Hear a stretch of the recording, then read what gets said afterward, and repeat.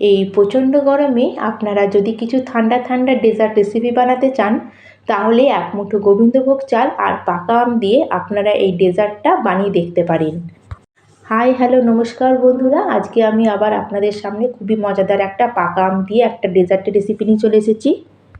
পাকা আম দিয়ে তো আমরা অনেক রকমই রেসিপি বানিয়ে থাকি, কিন্তু পাকা আম দিয়ে একবার এইভাবে খুবই সহজ আর ইউনিক একটা রেসিপি আপনাদের সাথে শেয়ার করছি। অবশ্যই আপনারা একবার ট্রাই করে দেখবেন। তাহলে দেরি না করে আজকে অপূর্ব স্বাদের এই ডেজার্টের রেসিপিটা বানানো শুরু করা যাক। আর তার জন্য সবার প্রথমে এখানে আমি নিয়ে নিয়েছি এক মুঠো আতপ চাল। চামচে যদি বলি এটা 6 চামচ মতো হবে।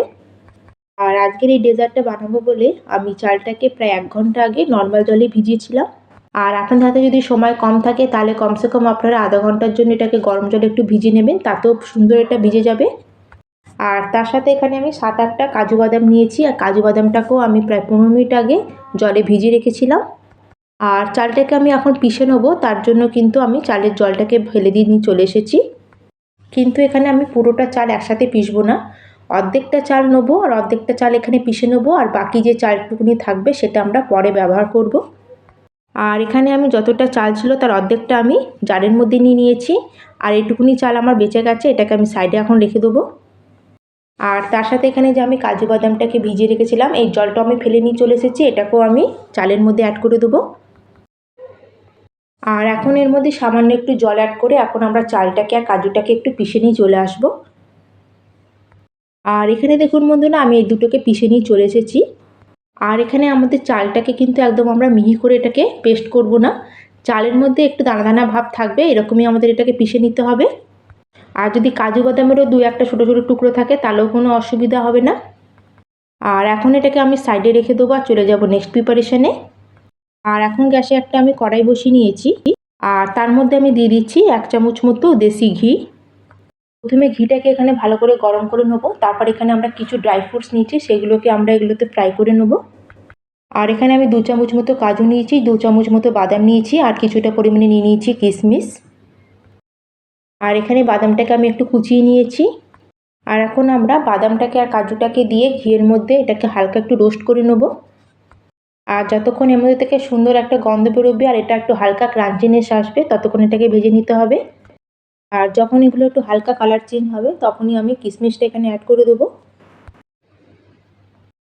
আর কিশমিশটা দেওয়ার পরে এখন আমাদের সব কিছুকে আরেকবার হালকা একটু নাড়িয়ে নিতে হবে। যদি আমরা এইভাবে একটু ফ্রাই করে নিই দেশি ঘিতে বা বাটারে, তাহলে এর মধ্যে খুব সুন্দর একটা গন্ধও আসবে, প্লাস নাটসের মধ্যে একটা ফ্লেভারও আসবে, আর তার সাথে এটা একটু ক্রাঞ্চিও হয়ে যাবে। আর নাটসের মধ্যে একটা ক্রাঞ্চিনেস এসে গেছে, এটাকে আমি একটা প্লেটের মধ্যে উঠিয়ে নিয়েছি। আর এই কড়াইয়ের মধ্যে কিছুটা পরিমাণে ঘি ছিল, তার মধ্যে আমি অ্যাড করে দিলাম এখানে 3 কাপ দুধ। আর যদি এটা টোটালি বলি তাহলে এটা 750 থেকে 800 ml দুধ হবে। আর দুধটাকে কড়াইয়ের মধ্যে অ্যাড করার পরে এখন আমি মিডিয়াম টু হাই ফ্লেমে দুধটাকে আমাদের এখানে গরম করে নিতে হবে। কিন্তু তার আগে এখানে আমি অ্যাড করে দিচ্ছি দুধের মধ্যে 2 চামচ মতো মিল্ক পাউডার। আর এখানে আমি ফুল ফ্যাট মিল্কই ব্যবহার করেছি। আর সামান্য একটু যদি আমরা গুঁড়ো দুধ যদি দুধের মধ্যে অ্যাড করি তাহলে কিন্তু আমাদের ডেজার্টের টেস্টটা একদম ডবল হয়ে যাবে। আপনারা চাইলে দিতে পারেন, নাহলে এটা আপনারা স্কিপও করতে পারেন। এখানে আমরা ফুল ফ্যাট মিল্কের ব্যবহার করেছি, প্লাস সামান্য একটু মিল্ক পাউডারও ব্যবহার করেছি। খুবই ক্রিমি একটা ফ্লেভার তৈরি হবে আমাদের ডেজার্টের, অপূর্ব স্বাদের এটা তৈরি হয়। আপনারা মাস্ট এটা ট্রাই করবেন। আর স্পেশালি এই গরমে তো এটা খেতে দারুণ টেস্টি লাগে। আর এখানে দেখুন বন্ধুরা, গ্যাসের ফ্লেমটা আমি হাইতে রেখেছিলাম, দুধটা এখানে আমার ফুটতে শুরু হয়ে গেছে। আর গ্যাসের ফ্লেমটাকে এখন মিডিয়াম টু লোতে রেখে আমাদের 2 থেকে 3 মিনিট দুধটাকে একটু ভালো করে ফুটিয়ে নিতে হবে। আর 2-3 মিনিট মতো দুধটা ফোটানো হয়ে গেলে আমরা যে অর্ধেকটা পরিমাণের চাল যেটাকে আমরা বাঁচিয়ে রেখেছিলাম সেই চালটাকে এখানে অ্যাড করে দেবো দুধের মধ্যে। আর চালটাকে দেওয়ার পরে আবার আমরা চালটাকে দুধের মধ্যে একটু ভালো করে মিক্স করে নেব। আর চালটাকে দেওয়ার পরে এখন আমরা 50 to 60% মতো চালটাকে এখানে এখন কুক করে নেব। আর প্রায় 3 থেকে 4 মিনিট আমি লো মিডিয়াম ফ্লেমে চালটাকে প্রায় 50% মতো এখানে কুক করে নিয়েছি। আর চালটা এখানে প্রায় 60% মতো কুক হয়ে গেছে। আর চালটা যখন এইভাবে 60% মতো সেদ্ধ হয়ে যাবে সেই সময় আমরা যে কাজু বাদাম আর চালের যে পেস্টটা বানিয়ে রেখেছিলাম সেটা নেব, আর ধীরে ধীরে আমরা দুধের মধ্যে অ্যাড করতে থাকবো। আর এটাকে একবারে কিন্তু দুধের মধ্যে অ্যাড করে দেবেন না, এক হাতে দিতে থাকবেন আর আরেক হাতে এটাকে মিক্স করতে থাকবেন।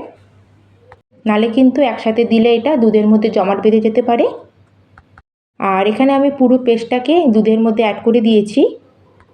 আর পুরো পেস্টটাকে দুধের মধ্যে অ্যাড করে দেওয়ার পরে আমার গ্রাইন্ডিং জারের মধ্যে যেটুকুনি পেস্ট লেগেছিলো সেটাকে 2-3 চামচ মতো দুধ দিয়ে ধুয়ে সেটাকেও এর মধ্যে অ্যাড করে দিলাম।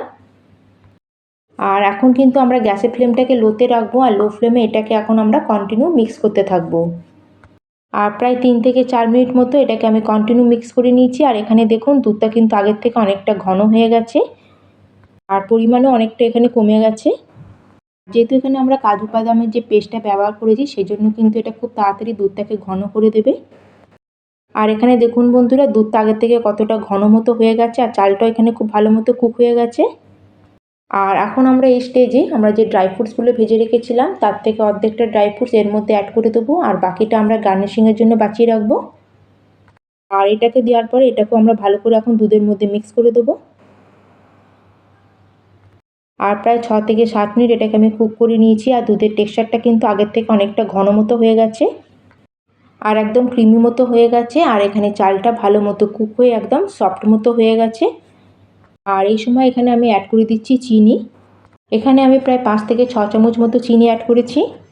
আর চিনিটাকে দিয়ে এটাকে আমরা ভালো করে দুধের মধ্যে মিশিয়ে নেব। আর চিনিটাকে দুধের মধ্যে খুব ভালো করে আমি মিশিয়ে নিয়েছি। এখন আমি গ্যাসের ফ্লেমটাকে বন্ধ করে দেবো। আর গ্যাসের ফ্লেমটাকে বন্ধ করে এবার এর মধ্যে আমি অ্যাড করে দিলাম 1/2 চামচ মতো এলাচ পাউডার। আর এটাকেও আমি ভালো করে এখন দুধের মধ্যে মিশিয়ে নেব। আর বন্ধুরা দেখুন ফাইনালি এখানে আমাদের দুধের কনসিস্টেন্সিটা পারফেক্ট, এখানে দুধের কনসিস্টেন্সি হয়ে গেছে আর কতটা ক্রিমি মতো দুধের টেক্সচারটা হয়ে গেছে। আর এর থেকে বেশি দুধটাকে এখানে আমরা গাঢ় করব না, কারণ এটা ঠান্ডা হয়ে যাওয়ার পরে আরও এটা কিন্তু গাঢ় হয়ে যাবে। আর এখন এটাকে আমরা রুম টেম্পারেচারে পুরোপুরি ঠান্ডা হওয়ার জন্য এটাকে আমরা ছেড়ে দেবো। আর এখানে আমি 2খানা মিডিয়াম সাইজের ভালো মিষ্টি পাকা আম নিয়ে নিচ্ছি, এতে টেস্টটা খুবই ভালো আসবে আমাদের ডেজার্টে। আর আমটাকে আমি এখানে ছোট ছোট কিউবস করে কেটে নেব। আর দুটো আমকে এখানে আমি ছোট ছোট কিউবস করে কেটে নিয়েছি। আর এখান থেকে অল্প একটু আমের কিউবস আমরা একটা বাটির মধ্যে আলাদা করে উঠিয়ে নেব, যেটা আমরা লাস্টে গার্নিশিংয়ের জন্য ব্যবহার করব। আর এখন আমি 2 চামচ মতো আমের কিউবসটা একটা বাটির মধ্যে বার করে নিয়েছি। আর এটাকে সাইডে রেখে দেবো। আর বাকি যে আমের যে কিউবসগুলো আছে এটাকে আমি গ্রাইন্ডিং জারে দেবো আর এটাকে ব্লেন্ড করে নিয়ে চলে আসবো। আর ব্লেন্ড করে এরকম আমি একটা পিউরি তৈরি করে নিয়েছি। আর কত সুন্দর এখানে আমের পিউরিটা তৈরি হয়ে গেছে। আর এটাকে পিউরি করার সময় আমি কিন্তু এর মধ্যে কোনো রকম কিছু অ্যাড করিনি।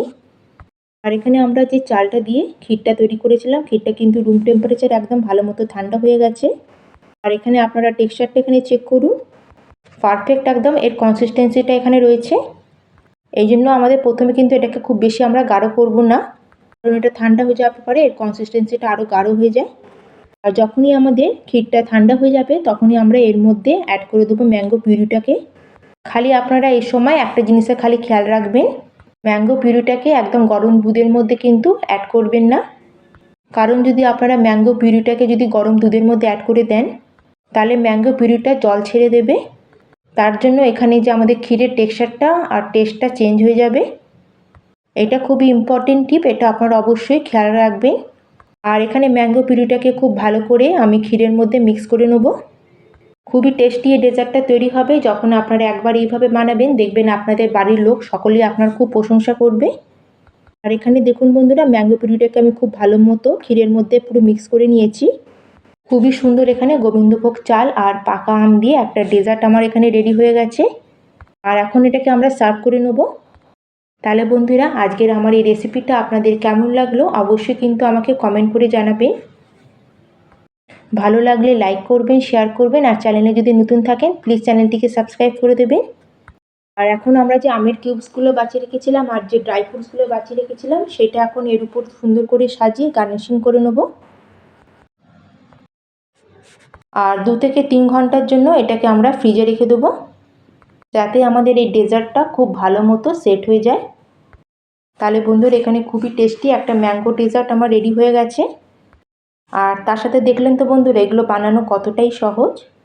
আর আপনাদের ঘরে যদি কোনো অকেশান থাকে বা কাউকে যদি আপনারা নেমন্তন্ন করেন তাহলে আপনারা এই ঠান্ডা ঠান্ডা ডেজার্টটা বানিয়েও তাকে সার্ভ করতে পারেন। আর এটা খুবই টেস্টি হয় আর ঘরে থাকা সাধারণ উপকরণ দিয়ে খুব সহজে এটা আমরা বানিয়ে নিতে পারবো। তাহলে বন্ধুরা আজকের মতো আমি এখানেই শেষ করলাম, আবার চলে আসবো এরকমই নিত্য নতুন রেসিপি নিয়ে। ধন্যবাদ।